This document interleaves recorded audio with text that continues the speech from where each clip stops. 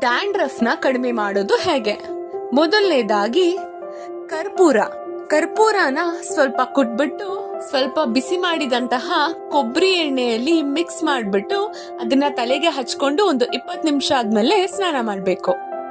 ಎರಡನೇದಾಗಿ ಸ್ವಲ್ಪ ನಿಂಬೆಹಣ್ಣಿನ ರಸನ ತಲೆಗೆ ಹಚ್ಕೊಂಡು ಒಂದು 20 ನಿಮಿಷ ಆದ್ಮೇಲೆ ಸ್ನಾನ ಮಾಡಬೇಕು. ಮೂರನೇದಾಗಿ ಸ್ವಲ್ಪ ಬೇವಿನ ಸೊಪ್ಪನ್ನ ಪೇಸ್ಟ್ ಮಾಡ್ಕೊಂಡು ತಲೆಗೆ ಹಚ್ಕೋಬಹುದು, ಅಥವಾ ಸ್ವಲ್ಪ ಬೇವಿನ ಸೊಪ್ಪನ್ನ ನೀರ್ ಜೊತೆ ಕುದಿಸ್ಬಿಟ್ಟು ಅದನ್ನ ಸ್ನಾನ ಮಾಡೋದಕ್ ಮುಂಚೆ ಅಥವಾ ಸ್ನಾನ ಮಾಡಾದ್ಮೇಲೆ ತಲೆ ಮೇಲೆ ವಾಶ್ ಮಾಡ್ಕೋಬಹುದು.